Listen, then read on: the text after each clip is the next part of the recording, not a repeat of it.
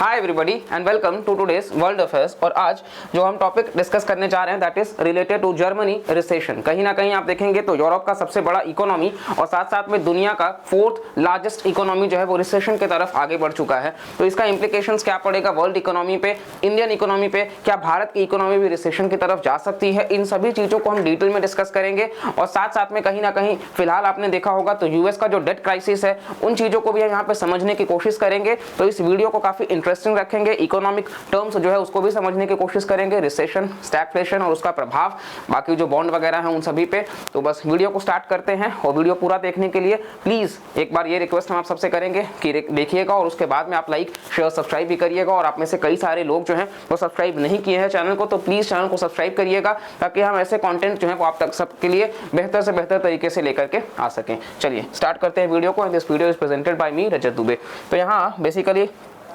जो आप Bloomberg article देखेंगे तो यूरोप्स इकोनॉमिक इंजन, जर्मनी को इकोनॉमिक इंजन ही कहा जाता है, इज ब्रेकिंग डाउन। तो ये बेसिकली आपको कई सारे आर्टिकल्स देखने को मिल जाएंगे। World's fourth largest economy Germany enters recession. तो ये आपको कहीं ना कहीं रिसेशन, वैसे हम परिभाषा देखेंगे तो कहीं ना कहीं हम कह सकते हैं कि दो इकोनॉमिक आपको जो क्वार्टरली मतलब होते हैं, जैसे कि जो साल के 4 क्वार्टर्स होते हैं उसमें से अगर 2 क्वार्टर्स में कंसेक्यूटिवली अगर नेगेटिव ग्रोथ रेट होगा तो हम देखेंगे कि वो आपको देखने को मिल जाएगा कि रिसेशन की तरफ आगे बढ़ रहा है। खैर ये कर्मा हिट्स बैक वाली ही बात आती है, क्योंकि आप अगर ध्यान दिया होगा तो हमने एक शॉर्ट्स भी अपलोड किया था जहां पे जर्मनी जो है उनके जो कार्टूनिस्ट हैं उन्होंने भारत का मजाक उड़ाया था और इस तरीके से दिखाया था जब भी हमारा जो पॉपुलेशन है वो जब हम चाइना को भी ओवरटेक कर गए, सरपास कर गए,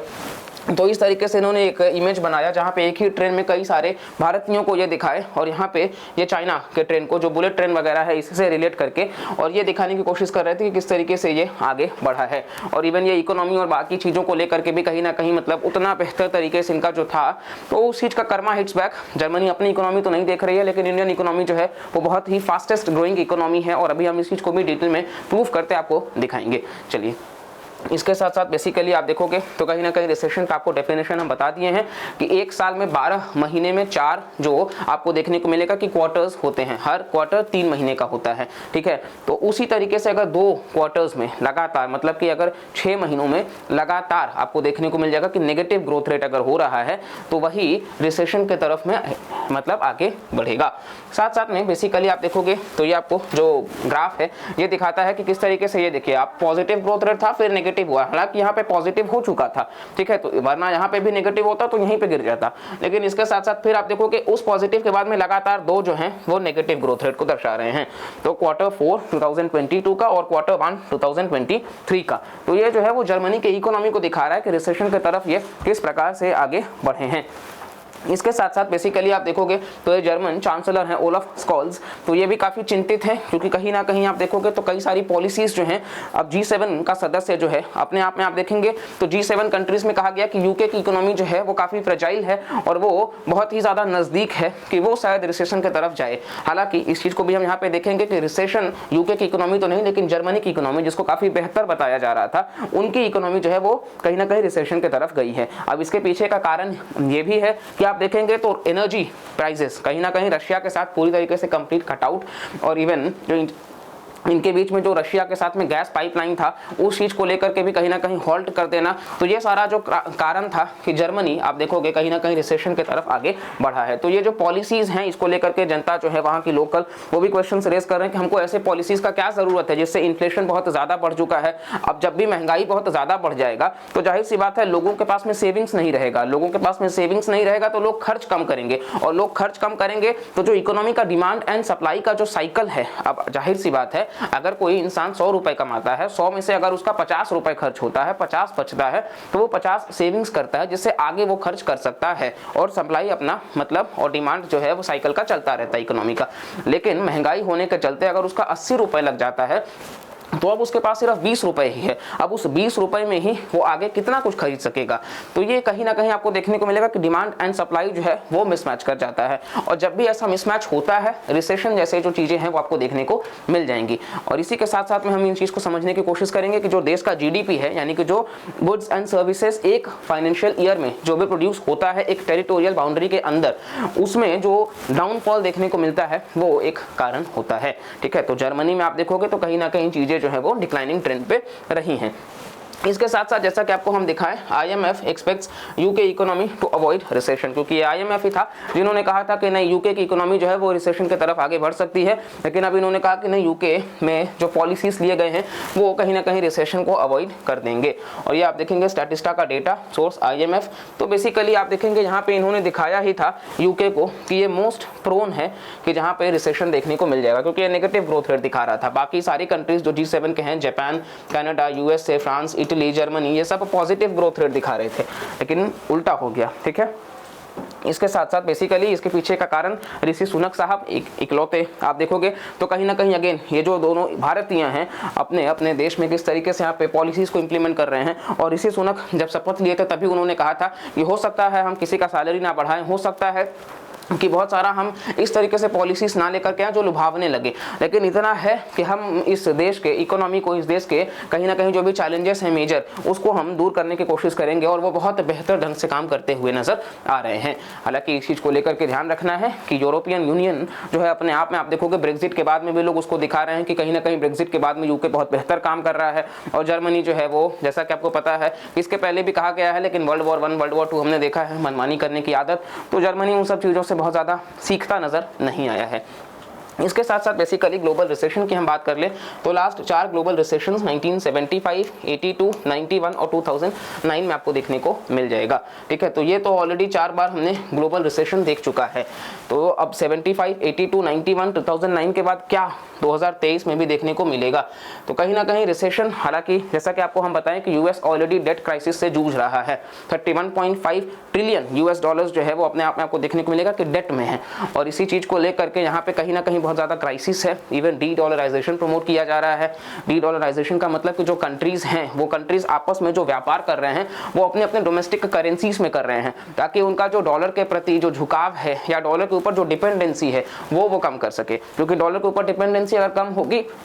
तो यूएस वो इकोनॉमी है जो किसी के ऊपर सैंक्शंस अगर लगा दे तो उस चीज से उसको छुटकारा मिल सकता है। साथ साथ में आप देखोगे तो कहीं ना कहीं उनका खुद का जो, जैसे हमारे यहाँ भारत का रूपी है तो उसको हम इंटरनेशनलाइज कर पाएंगे। तो ये सारा जो आपको देखने को मिल जाएगा कि हम व्यापार में बहुत कन्वीनियंटली आगे बढ़ पाएंगे। तो ये रिसेशन की बात खैर। और इसके साथ साथ IMF डिफाइन करता है ग्लोबल रिसेशन को कि एक डिक्लाइन है एनुअल पर कैपिटा, जो रियल वर्ल्ड GDP है, यानी कि जो परचेजिंग पावर पैरिटी है, एक इंसान की जो खरीदने की क्षमता एक एवरेज सिटीजन की उस देश के, backed up by a decline or worsening for one or more of the 7 other global macroeconomic indicators, जैसे कि इंडस्ट्रियल प्रोडक्शन किस हिसाब से है,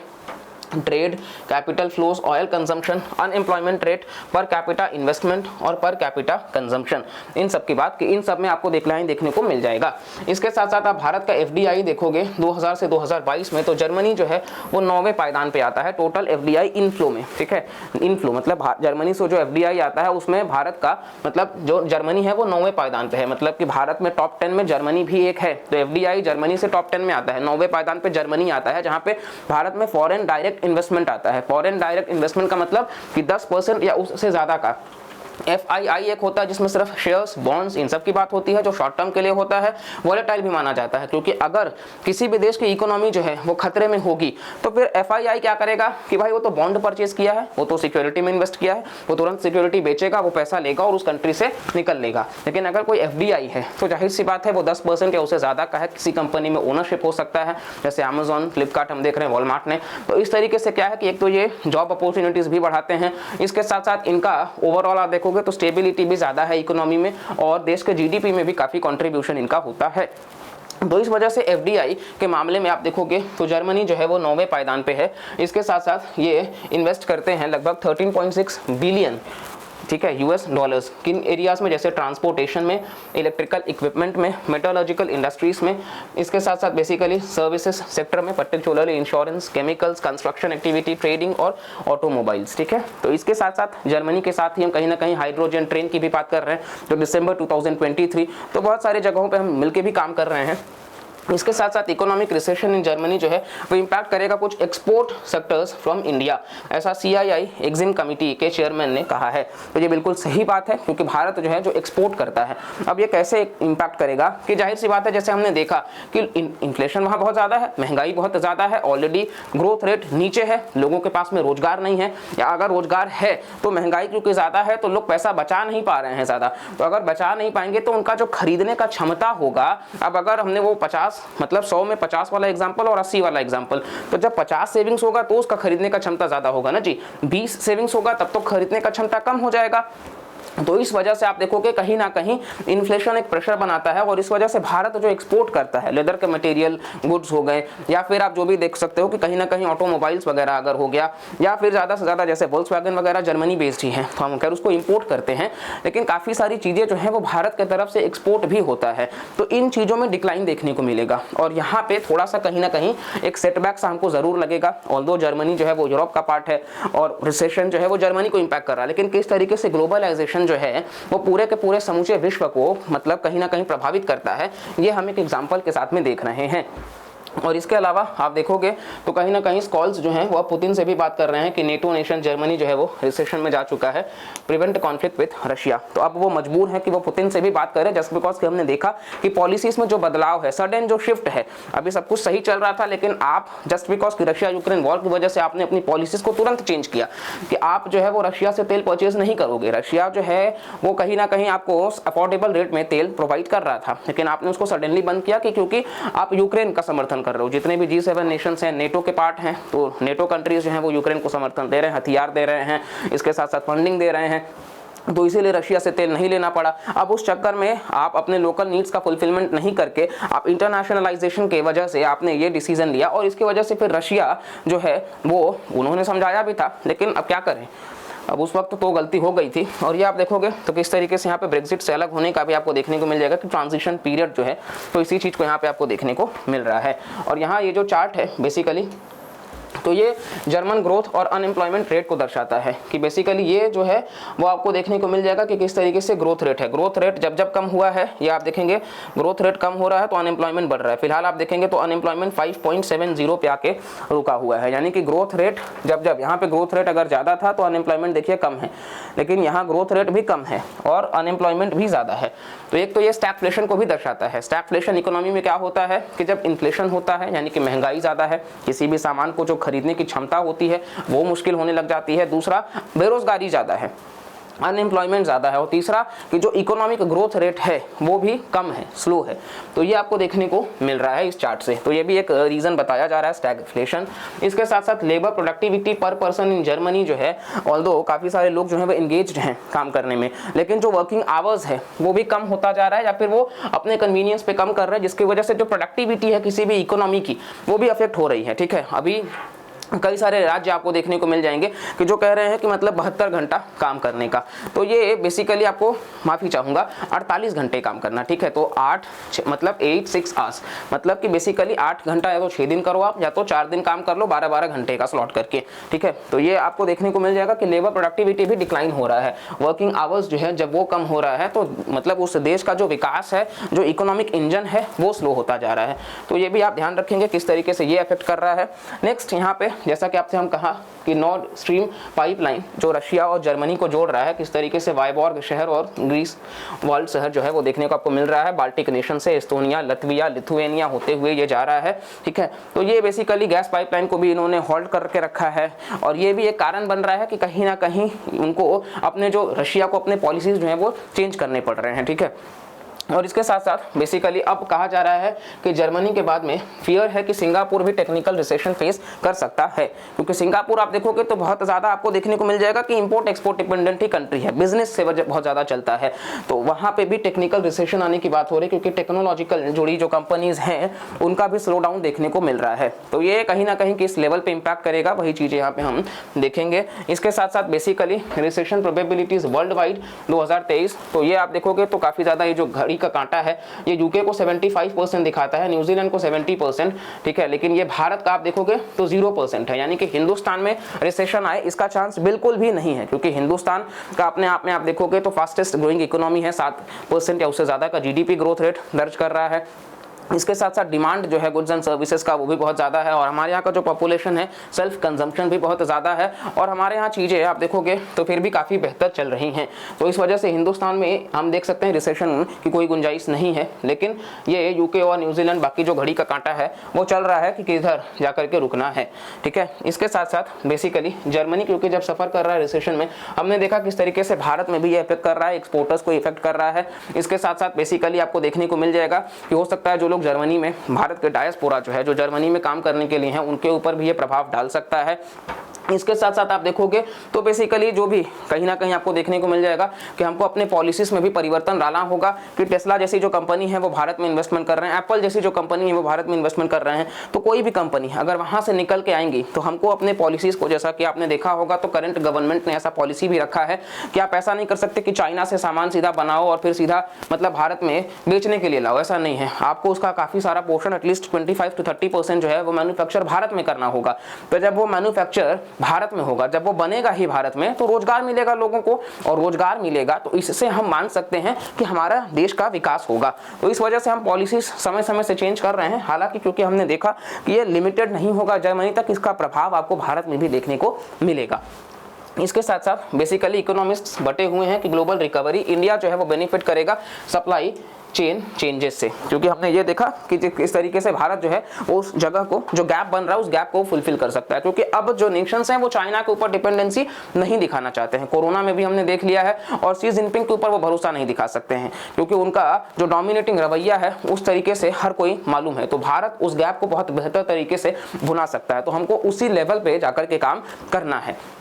इसके साथ साथ बेसिकली इंडियन एक्सप्रेस का आर्टिकल जो कह रहा है कि इंडियाज एक्सपोर्ट्स टू जर्मनी में get adversely impacted due to recession, जो कि हमने ऑलरेडी देखा कि किस प्रकार से एक्सपोर्टर्स को नुकसान जो है वो देखने को मिल सकता है, क्योंकि वहाँ के लोगों के पास में ज़्यादातर आप एक्सपोर्ट में देखोगे जैसे अपैरल्स, फुटवेयर, लेदर गुड्स, यही सब जाता है, जो कि इफेक्ट होगा क्योंकि लोगों के पास में पैसा ज़्यादा नहीं होगा, इन्फ्लेशन बहुत ज़्यादा है, और साथ साथ में एक्सपोर्ट क्योंकि अब वो महंगा हो जाएगा, तो वो चीज़ें मतलब मायने रखती हैं। तो ये थोड़ा सा एक मतलब भारत के लिए बेहतर खबर नहीं होगा। तो यहाँ आप बेसिकली मैप में देख सकते हो